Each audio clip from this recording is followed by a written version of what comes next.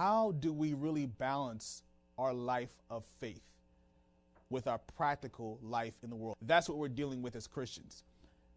Or that's what we think we're dealing with. Because to acknowledge this is the problem is to assert that there is some kind of incompatibility between faith and practicality. Like they're polar opposites. Either you are about faith or you're about practicality. Either you're about prayer or you're about action. You can't do both. But in the book of James chapter 2, it says that faith without works, faith without action is dead. And really, faith without works is no faith at all. It's a pseudo faith. It's a wannabe faith. It's an excuse for laziness. So we need to see how faith currently fits into the equation of our lives. And to do so, we need to understand that all of us have what I call toolboxes. Now, a toolbox is something that you draw knowledge and inspiration and direction for specific categories in your life. So for me and my wife, we have a parenting toolbox. And if you're like us and you have multiple children, after their first child is born, another one's on the way, you can draw on your past experience. That's part of your parenting toolbox. If this is your first child, you can ask others who have had kids. You can read books. You can look at videos. Now, not like any of that's going to help you, if we're going to be real, but those are things that are in your parenting toolbox. But if you're going to bake a cake, you don't use a parenting toolbox. You close that toolbox and you open the cooking toolbox. And there you've got your recipes and you've got blogs and you've got the Food Network. For every aspect of our lives, we have toolboxes, so you've got a sports toolbox, you've got a careers toolbox, you've got a marriage toolbox, a car repair toolbox, a sewing toolbox, a pet toolbox, and you have a faith toolbox. Now, your faith toolbox is whatever that you think that you need for your spirituality. And maybe it's only got church attendance once a week, God forbid.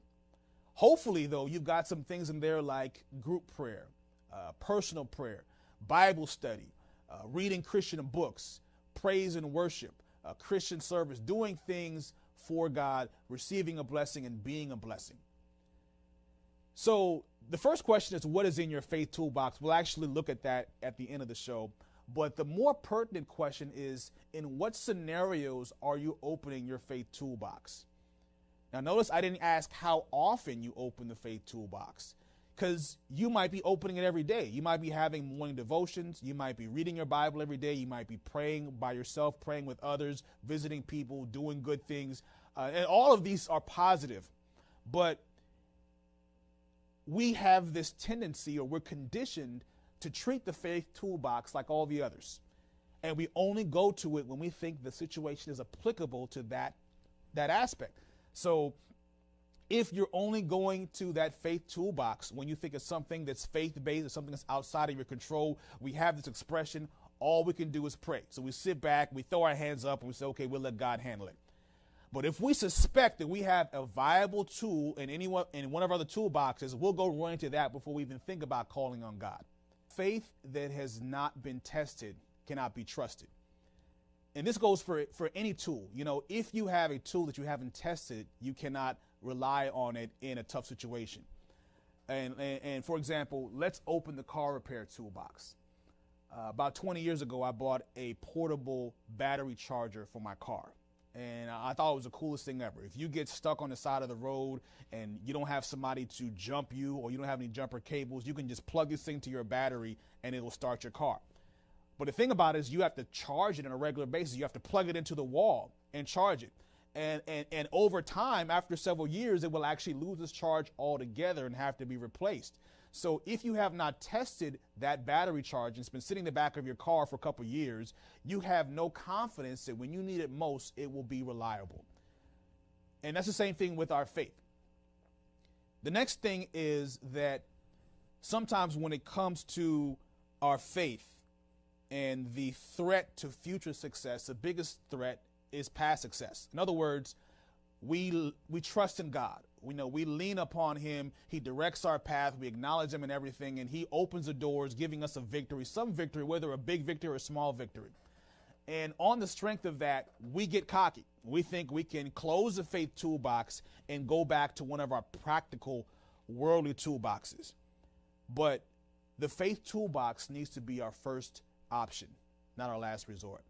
And when we delay in going to the faith toolbox, there's always a consequence. This notion that, y'all doing too much praying. We need some tangible, some concrete, some practical solutions. But one thing I used to say in my old church is when it comes to prayer, overkill is underrated. You can't pray enough. So when you go to your faith toolbox and you pull out prayer, you got to follow the acronym PUSH. You pray until something happens, But normally what we do, we get on our knees for like 5 seconds. And if we don't hear anything, we jump up real quick, because we're waiting for a plan of attack from God. We hear nothing. And so we say, I got a plan, attack. I can tell you from personal experience, it's not a great plan.